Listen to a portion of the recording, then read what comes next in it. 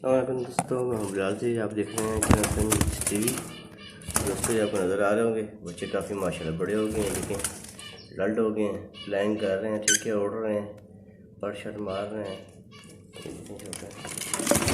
दोस्तों ये माशाल्लाह ये देखें जी, ये सारे बच्चे हैं दोस्तों। ये 6 बच्चे निकाले थे दोस्तों उन्होंने, ठीक है जी दोस्तों। कुछ ये बैठे हैं, ये कुछ ये ठीक है, जिसमें मेल फीमेल है, ये हैं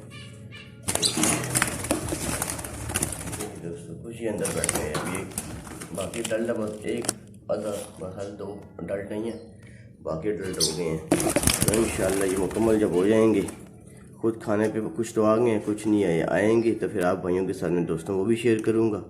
तो चैनल को सब्सक्राइब कीजिएगा, लाइक कीजिएगा दोस्तों, बेल आइकन प्रेस कीजिएगा ताकि मेरी नज़ीद न्यू वीडियो बआसानी जल्द तक आ जाए और अपडेट वगैरह भी। फी मान।